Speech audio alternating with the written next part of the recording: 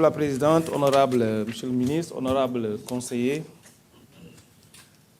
je voudrais d'abord, Madame la Présidente, remercier tous les honorables conseillers qui ont bien voulu prendre la parole. Les recommandations pertinentes, les questions, les suggestions, et puis le nombre d'intervenants montre quand même que votre auguste Assemblée donne une considération importante à la question de la formation et de l'emploi de manière générale, mais à la question de l'apprentissage. Je voudrais donc remercier tous ceux qui ont pris la parole ici pour l'intérêt que vous portez au secteur si important qui est l'emploi et la formation et l'apprentissage.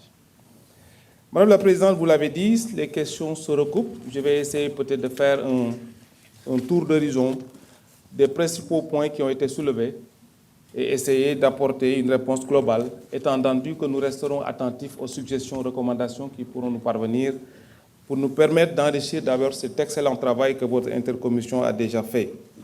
Je voulais d'abord, à l'entame de mes propos, les remercier et les féliciter encore pour ce travail que nous garderons, monsieur le professeur, tâcherons quand même de les rendre opérationnels au grand bénéfice du secteur, mais particulièrement des jeunes Sénégalais.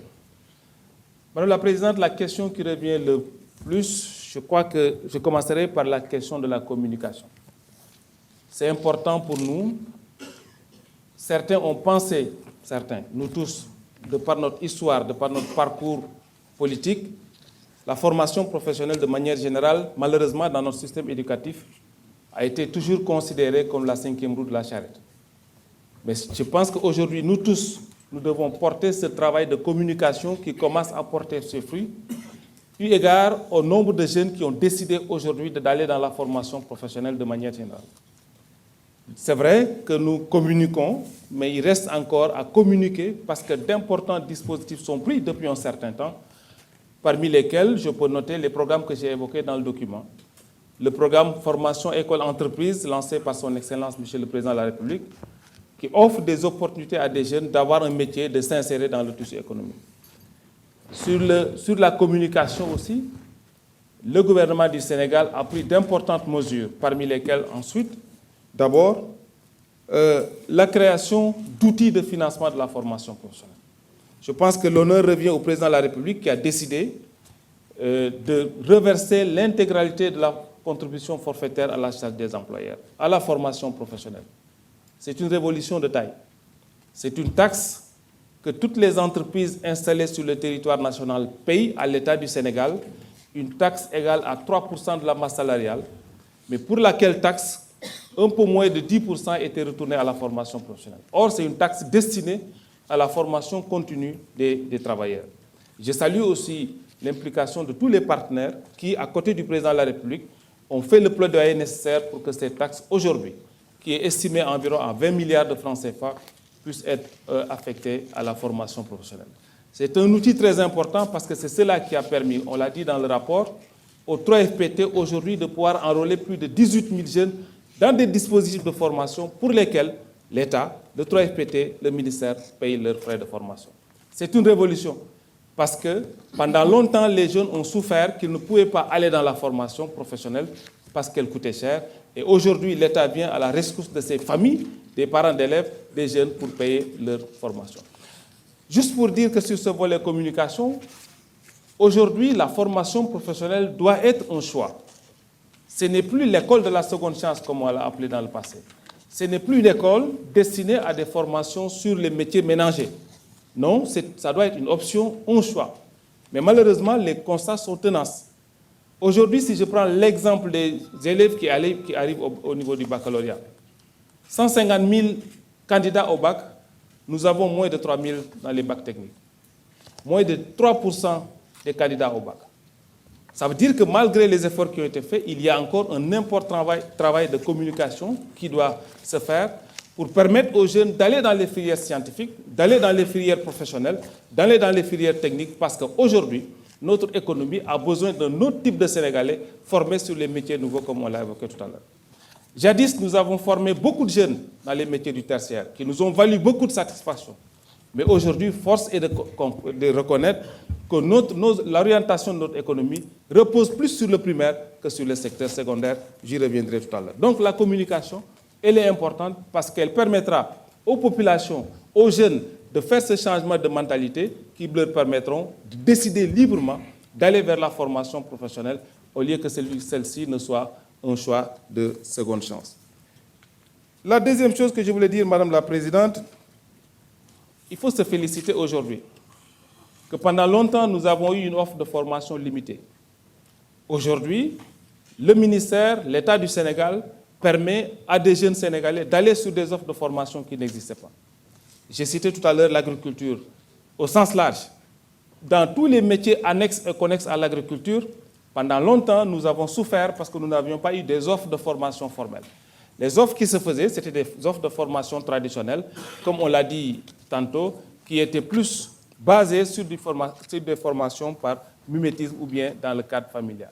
Mais aujourd'hui, force est de reconnaître que les jeunes Sénégalais ont la possibilité d'aller faire une formation sur les métiers de l'agriculture.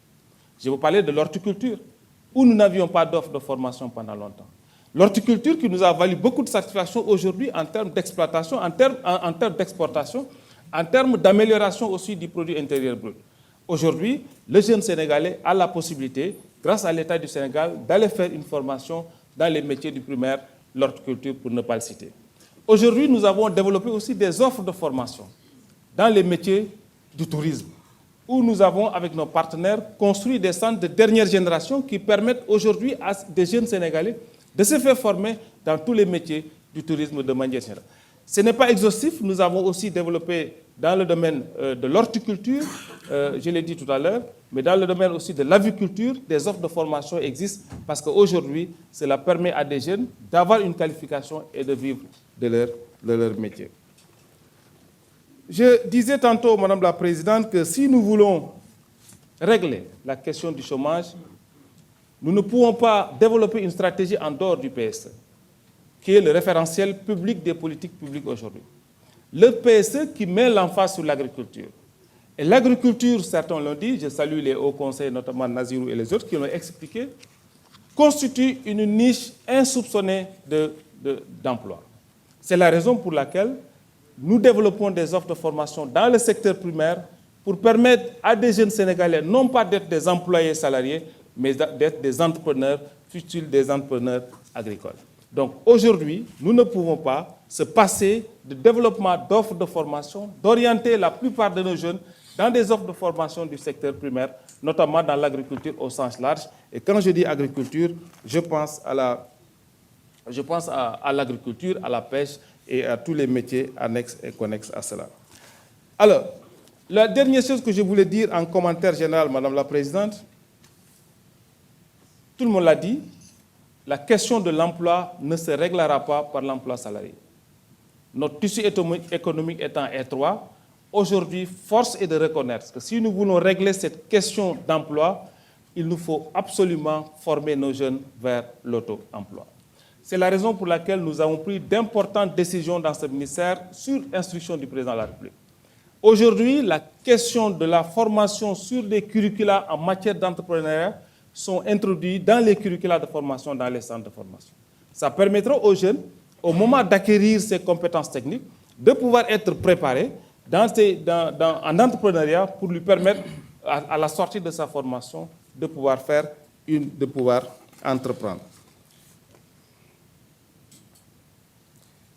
Je vais peut-être parcourir, Madame la Présidente, avec quelques points que j'avais relevés pendant les interventions des honorables conseillers. Sur les centres de formation, je pense que nous avons aujourd'hui à peu près une centaine de centres de formation, 111 pour le citer. Sur les 111 centres de formation, j'ai dit à mes collaborateurs que l'objectif aujourd'hui, c'est d'ouvrir les centres et d'aller vers l'autonomisation. L'autonomisation des centres demande que les centres s'ouvrent à leur environnement économique immédiat et que les centres ne restent plus dans les formations classiques. Il faut que les centres de formation s'ouvrent à la collectivité territoriale, que les centres de formation s'ouvrent au monde économique, que les centres de formation s'ouvrent aux partenaires sociaux pour permettre de régler la question de l'adéquation formation-emploi. Donc aujourd'hui, à terme, bien évidemment, la distribution des ressources financières au niveau des centres s'appuiera forcément sur la base d'éléments nouveaux pour aller vers l'autonomisation des centres. Donc, les centres de formation, j'en appelle ici aux collectivités territoriales, aux responsables des collectivités ici présents, que l'autonomisation des centres devra permettre aux collectivités locales d'appuyer ces centres dans leur gestion, mais aussi améliorer leur fonctionnement. C'est vrai qu'on a construit des centres de dernière génération, cela va nécessiter des ressources supplémentaires dans la gestion, mais nous exigeons quand même que ces centres aient des contrats de performance qui leur permettent d'avoir des ressources nécessaires pour gérer les centres à bon escient.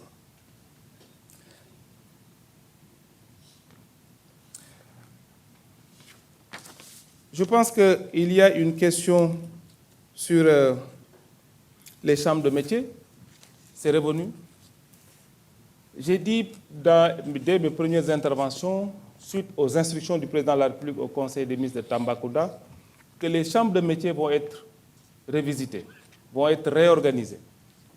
Il est question de repositionner les chambres de métiers dans le dispositif artisanal. Mais comme j'ai dit souvent au président des chambres de métiers que j'ai rencontré, que si nous voulons renforcer, et nous allons le faire, nous allons renforcer les chambres de métiers pour qu'elles reviennent dans le dispositif de formation des artisans et des apprentis. Mais il faudrait bien évidemment que ces chambres de métiers puissent être des chambres de métiers inclusives où les artisans, parce que les statistiques ont montré que dans le passé, peut-être qu'aujourd'hui ça a évolué, que moins de 7% des artisans adhèrent aux chambres de métiers. La raison, elle est simple, parce que les chambres de métiers, pendant un temps quand même, sont restées cloisonnées sur elles-mêmes. Aujourd'hui, il est question de les ouvrir, d'être plus au service des artisans, et ce qui permettra à l'État d'y injecter beaucoup de moyens, de passer par les chambres de métiers pour pouvoir avoir un artisanat et un apprentissage fort. Oui, nous allons donc réformer les chambres de métiers conformément à la volonté du président de la République. Et les textes sont déjà établis. Et pour le moment, ils sont en train d'être partagés. On attend les orientations des hautes autorités pour pouvoir le partager avec les acteurs. Mais réformer les chambres de métiers, comme l'a dit le président de la République, est une nécessité, est une urgence. Sur la question de l'organisation aussi, le président de la République a décidé, comme certains honorables conseillers l'ont relevé, que les artisans, particulièrement les mécaniciens de Dakar, vont être recasés à Diamniadio. Un site de 50 hectares est en train d'être aménagé. Nous avons eu une première rencontre avec les artisans pour leur expliquer le projet. Aujourd'hui, l'aménagement est en cours. C'est un important projet qui va peut-être coûter un peu moins de 15 milliards. Et ce projet-là va être partagé. L'objectif, c'est de mettre les artisans, particulièrement les mécaniciens, dans des zones correctes de production et d'exploitation. Cela permettra d'abord de désengorger nos villes et d'avoir des espaces dédiés pour la production et la formation. Donc le projet existe, il est en cours d'aménagement.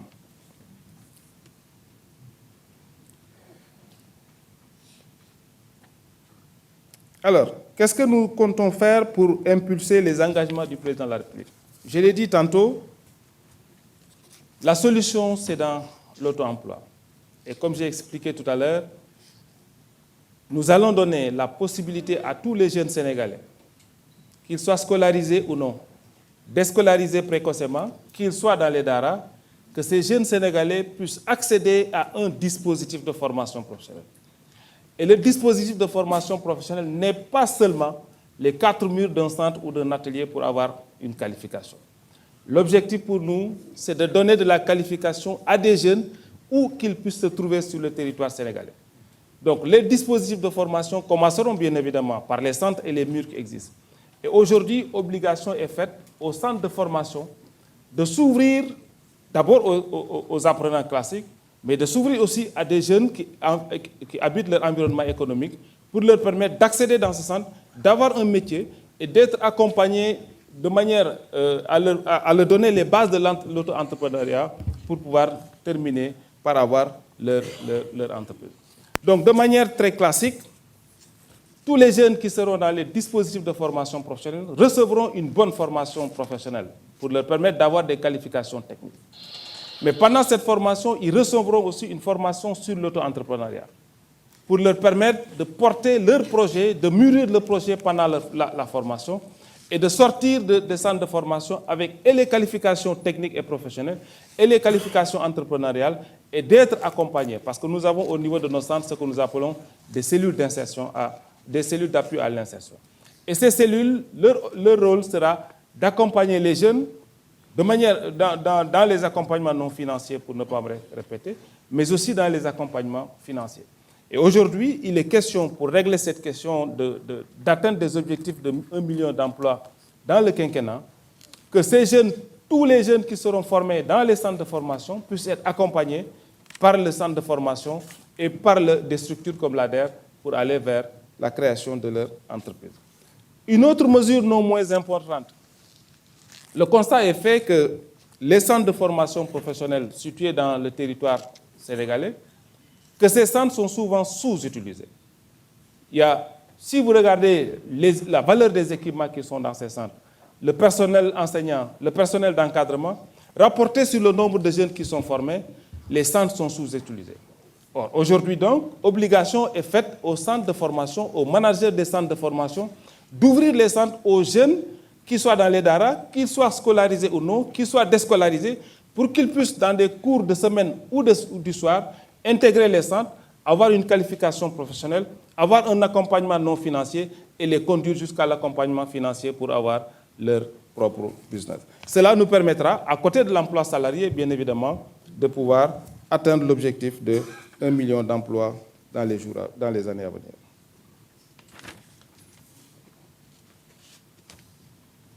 Il y a aussi une question qui est revenue sur les centres de formation professionnelle. Le centre de Bunkiling, qui est en construction sur les métiers de l'agroforesterie, on n'avait pas d'offre de formation, je l'ai dit tout à l'heure. Aujourd'hui, au nom de l'équité territoriale et de l'équité sociale, des zones comme Goudiri, Bunkiling et Sédhiou, monsieur l'honorable conseiller de Sédhiou, en dehors du CFP, nous avons le nouveau centre technique sur les métiers de l'industrie qui est en train d'être érigé à Sédhiou. Mais nous avons aussi le CEPAR, que nous sommes en train aussi de réhabiliter pour développer encore l'offre de formation à Sédhiou. Donc, Bunkiling, c'est un centre de formation sur les métiers de l'agroforesterie. Le modèle de fonctionnement de Bunkiling sera calqué sur le modèle des centres sectoriels, que l'honorable Lamine Fall a évoqué tout à l'heure. J'y reviendrai. Bunkiling, donc, c'est un centre de formation. Dans les missions du ministère aujourd'hui, on s'ouvre au privé. Nous développons le partenariat public-privé et nous demandons au privé, aux branches professionnelles particulièrement, de venir s'impliquer dans la gestion de ces centres-là. Et la gestion est déléguée même aux branches professionnelles. C'est le cas des centres sectoriels, tels que IAA, l'école, le centre sectoriel sur les métiers de l'agroalimentaire, le centre sectoriel sur les métiers du BTP, le centre sectoriel sur les métiers portuaires et le centre sectoriel sur les métiers du machinisme agricole qui s'ouvre présentement à Diama. C'est des modèles de centres qui ont été installés par le Sénégal avec l'appui de l'AFD et qui permettent une gestion tripartite où les branches professionnelles gèrent avec un conseil d'administration dans le sens de l'autonomisation des centres. Bien évidemment, il y a eu des accords. Ces centres sectoriels sont destinés préalablement à la formation continue des travailleurs des branches professionnelles. Et il y a eu des modèles économiques qui ont été initiés, qui n'ont pas beaucoup marché parce que les centres ont peiné à équilibrer leurs charges. L'État s'est engagé à venir en rescousse à ces centres-là, en achetant une formation initiale dans ces centres-là. C'est ce qui a permis aujourd'hui aux centres sectoriels, quelques-uns traversant des difficultés, à plus ou moins équilibrer leurs charges. Et ce qui fait que le ministère se met toujours à côté de ces centres-là pour payer, pour acheter de la formation professionnelle. Mais comme j'ai dit quand je suis arrivé, il faut bien qu'on regarde deux choses. Combien de jeunes on a besoin dans ces formations initiales pour les centres sectoriels? Et à quel coût l'État achète ces formations initiales-là? C'est une discussion qui est ouverte, mais en attendant, nous avons pris la décision de mettre à disposition des ressources financières au niveau de ces centres-là pour payer la formation initiale des jeunes Sénégalais qui ont décidé de venir et d'apprendre un métier. Ce n'est pas rien, ça coûte un peu moins d'1 milliard au ministère de la formation professionnelle chaque année. Cette année, exceptionnellement, nous avons déjà avancé 50% de ce montant et j'ai pris l'engagement avec les directeurs et les PCA de ces centres-là de payer les 20% en début d'année. Mais ceci devrait permettre à ces centres-là d'équilibrer leur charge.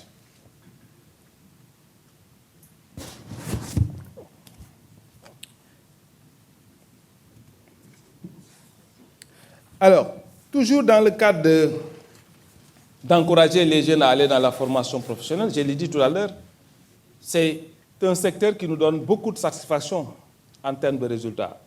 Si nous prenons les résultats des examens de sortie dans les centres de formation professionnelle, la moyenne c'est 70-75%. Sur le bac, cette année, le Sénégal a connu un taux d'environ 37%. Mais dans la formation technique, avec moins de 3% des candidats, nous sommes en pourcentage de 56%. Nous avons pris la décision, compte tenu des difficultés qui ont été évoquées, de permettre à tous ces jeunes Sénégalais qui ont fait le bac technique de les accompagner en leur octroyant une bourse dans une école de formation supérieure. Parce que l'orientation de ces bacheliers techniques a toujours posé un problème. Aujourd'hui, grâce maintenant aux ressources qui sont mises à la disposition du ministère à travers le fonds de financement de la formation professionnelle, nous avons pris la décision que tous les bacheliers des séries techniques qui n'ont pas d'orientation dans un institut d'enseignement supérieur technique, que le 3FPT puisse les accompagner en leur octroyant une bourse. Nous pensons que c'est une manière aussi de communiquer sur les opportunités que la formation professionnelle et l'enseignement technique offrent. Oui, je pense que je l'ai évoqué tout à l'heure, nous essayons de développer des programmes spécifiques.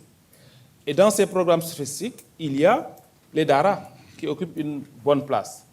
Beaucoup de programmes de formation de jeunes talibés qui sont dans les DARA sont en train d'être déroulés par le ministère. Madame la Présidente, je pense que sans pour autant être exhaustif, c'est ce que je voulais dire en élément de réponse. Peut-être réitérer ce que j'ai dit tout à l'heure, que nous restons ouverts à des propositions, des suggestions, des recommandations. Encore féliciter encore une fois plus l'intercommission, mais dire, comme j'ai le plaisir de le rappeler souvent, qu'aujourd'hui, on a une chance inouïe de développer la formation professionnelle de manière générale, l'apprentissage de manière particulière. Parce que le président de la République en a la volonté, il a posé des actes forts, il a mis des instruments, il a mis les ressources financières. Le reste, c'est un travail de nous tous pour qu'on puisse y arriver, pour avoir un Sénégal avec 1 million d'emplois au moins à l'horizon 2023. Je vous remercie, Madame la Présidente. Mesdames, Messieurs les conseillers, au terme de ces échanges qui ont été riches sur le projet d'avis portant sur le thème « Rénovation de l'apprentissage, promotion de la créativité et du travail décent au Sénégal, impact sur le développement de l'auto-emploi des jeunes », préparé par l'intercommission, comme je voudrais le rappeler, composée de la commission de l'artisanat, de la culture, du tourisme et des sports, et celle de la jeunesse, de l'éducation, de la formation, de l'emploi et du travail.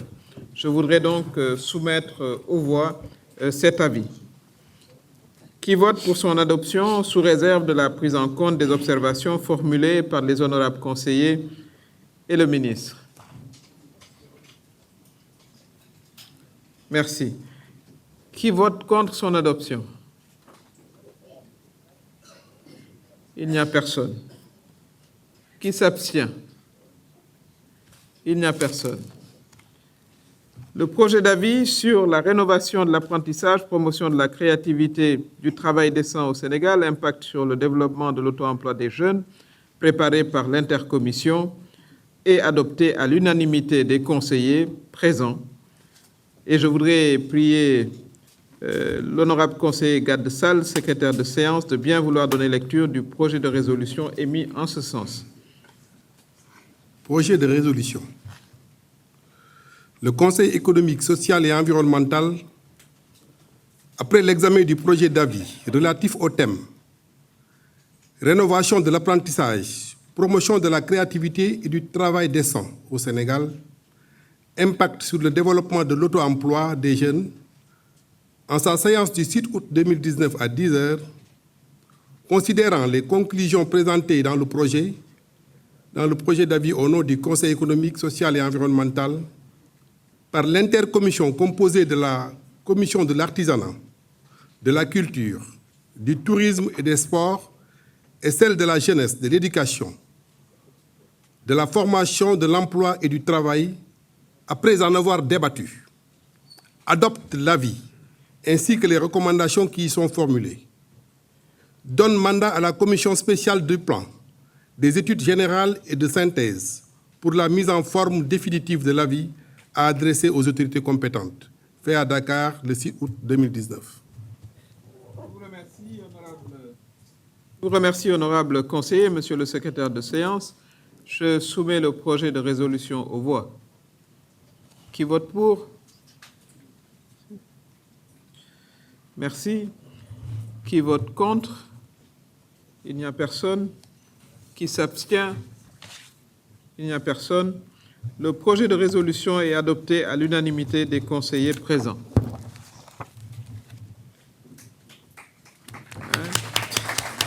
Merci.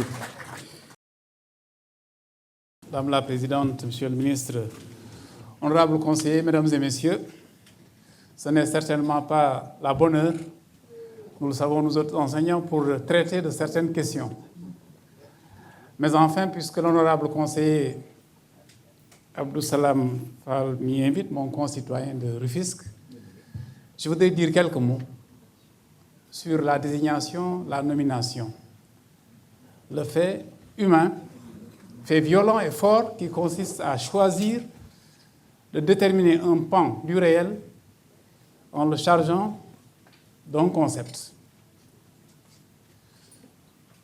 À ceux qui se demandent pourquoi je dis tout cela, il s'agit de la question de savoir qu'est-ce que le travail quant au fond, qu'est-ce que l'emploi, où situe la limite. La notion de limite d'ailleurs est utile en la matière puisqu'elle dit l'ici et l'ailleurs. Ce qui fait limite établit fatalement la jonction entre deux choses dont on dit qu'elles sont différentes. Mais elles sont différentes et assemblées. C'est la limite qui le dit. Donc le travail, l'emploi, c'est deux réalités attenantes. Du point de vue, disons, de l'ordre d'arrivée, je présume que le travail a dû exister avant l'emploi. On n'a pas toujours dû travailler pour avoir un emploi. Voilà pourquoi il faut continuer à se battre pour qu'au travail soit restauré, disons, sa dignité. J'ai envie de dire ontologique, je ne le dirai pas, mais sa dignité originelle. Pour que le travail ne s'égare pas à travers les méandres de ce que commande l'emploi. Un emploi, c'est pour exister dans la société en entrant dans le rapport d'échange afin de gagner, etc. Le travail, peut-être qu'il permettait d'être humain sans forcément entrer dans ce jeu-là de salariat ou en tout cas de moyens, disons, d'avoir de quoi pérenniser sa force de travail. Où s'arrête le travail, où commence l'emploi, c'est celui qui nomme, qui en décide forcément. Et en la matière, nous avons quelqu'un qui a décidé que nous serions dans la division du travail au niveau du gouvernement, positionnés comme nous le sommes. Mais le ministre disait tout à l'heure que nous le faisons en très bonne intelligence, comprenant que nous sommes tous les membres d'une équipe, disons, attelés à la même mission. Et que sous ce rapport-là, simplement, il faut se répartir les tâches, mais ça n'a pas une valeur autre que celle-là. Je voudrais, Madame la Présidente, dire que pour ma part, j'ai été assez attentif depuis ce matin à l'effort qui devait être le nôtre en tant que nation pour essayer de refaire notre représentation. La représentation que nous avons, finalement, de la formation professionnelle, qui ne devrait pas être, si j'ai bien entendu ce qui est dit, l'école de la deuxième science. En tout cas, pas seulement cela. Autrement dit, que faire en tant que pays pour que dès l'abord nous sachions qu'avoir une formation professionnelle est à tout le moins aussi valorisant qu'avoir en fait une autre formation. Et que nous donnions toute sa place à la chose parce que c'est le temps qui le commande. Si nous avions le temps, je me serais égaré avec ceux avec qui j'étais il n'y a pas longtemps à la dernière conférence internationale du travail, où nous nous sommes interrogés à haute voix sur l'avenir du travail. Je voudrais en donner un exemple. On a parlé des mécaniciens qu'il faudrait évidemment recapaciter parce que les voitures sont autres, mais les chauffeurs, je ne sais pas, il faut... En réalité, on va vers l'automaticité. Ça veut dire qu'il y a un monde d'emplois, en l'occurrence, qui vont disparaître sous peu. Qui d'entre nous n'a pas été attentif à cette machine volante qu'on a vue hier? Hier ou avant-hier? Avant-hier. Ça devrait faire réfléchir. C'est vrai que nous sommes dans un monde mutant où les choses vont très vite. Et ce que nous devions faire dans nos centres de formation, c'est de nous adapter au changement. Ça veut dire de nous profiler. D'être prêts à entrer dans une aventure qui va radicalement nous précipiter dans un monde tout à fait rénové. Si ce n'est d'ailleurs déjà le cas. Ça commande qu'au plan des perceptions, de la représentation, que nous fassions un gros effort sur nous-mêmes. Je crois que c'est ce que j'ai entendu à travers les interventions croisées. Je voudrais encore une fois, Madame la Présidente, vous remercier de m'avoir donné la chance d'en être, féliciter mon excellent collègue par rapport à tout ce que j'ai entendu de la formation professionnelle de son secteur, remercier tous les honorables conseillers qui nous ont fait profiter de leur lumière. Madame la Présidente, merci.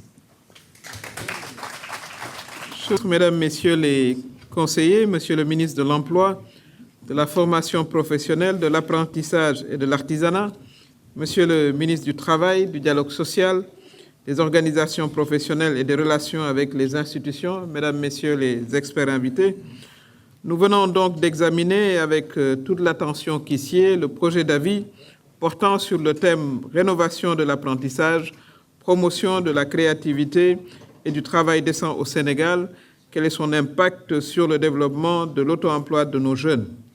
Je voudrais donc, au terme de nos travaux, remercier vivement tous les membres de l'intercommission pour l'excellent travail réalisé dans le cadre de ce projet d'avis. Mes remerciements vont également au ministre de l'Emploi, de la formation professionnelle, de l'artisanat, de l'apprentissage et de l'artisanat pour sa participation active et ses pertinentes observations. J'y associe également Monsieur le ministre en charge des relations avec les institutions pour ses remarques de fin toujours sages et pertinentes.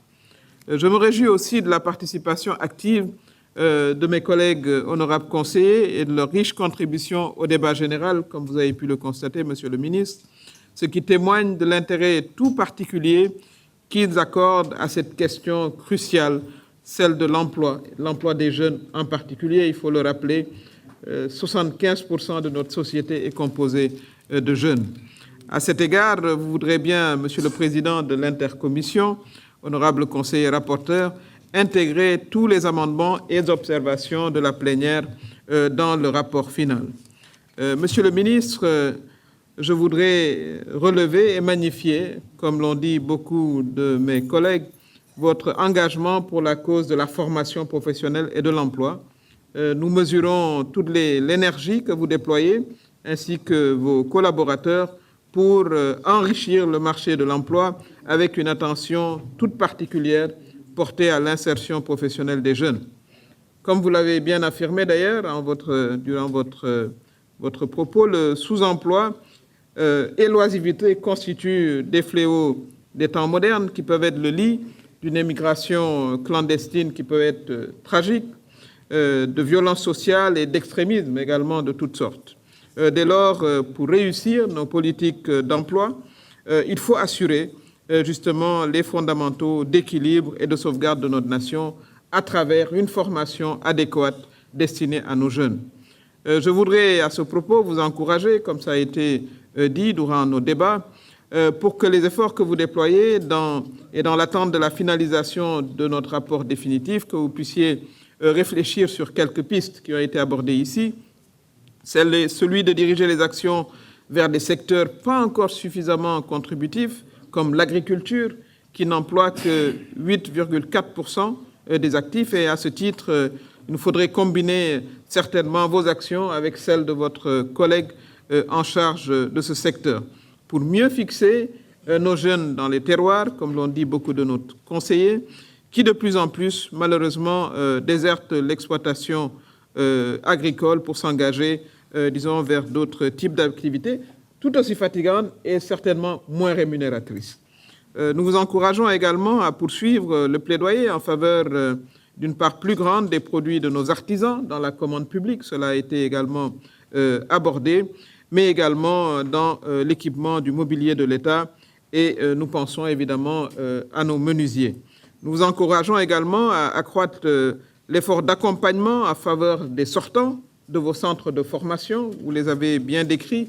Ils sont par bien des endroits futuristes. Nous avons eu l'occasion de visiter le centre professionnel de Nioro, qui est à la pointe de la technologie. Et nous vous encourageons également à utiliser les leviers de financement des projets mis en place. Nous pensons à ce mécanisme révolutionnaire mis en place par M. le Président de la République, qui est la DER, la délégation à l'entrepreneuriat rapide, mais également à toutes les formes de financement catégorisées, notamment celles réservées aux femmes. Enfin, nous vous encourageons à anticiper sur le développement futur du secteur pétrolier. Nous n'en avons pas beaucoup parlé, mais il est important, le secteur pétrolier et gazier, en permettant également des formations qualifiantes dans les métiers offerts au niveau donc, de cette chaîne de production. Mesdames, Messieurs les conseillers, nous sommes donc au terme de nos travaux de cette matinée. Ils ont été longs, mais très, très riches. Nous reprendrons donc jeudi à 10h avec une séance pour l'examen et l'adoption de l'affaire 2019-05 qui est relative au projet d'avis sur la contribution du Conseil à l'évaluation prospective de l'acte 3 de la décentralisation, comme nous l'a demandé le ministre en charge de cette question. Nous aborderons également les termes de référence et les calendriers des travaux de la prochaine session ordinaire de l'année, qui porte sur une des saisines présidentielles, ainsi que le projet de modification de notre règlement intérieur relatif au concept d'intercession pour qu'on puisse travailler efficacement en dehors des sessions ordinaires et extraordinaires. Je voudrais tous vous remercier pour votre grande patience et vous souhaiter un excellent appétit. La séance est levée.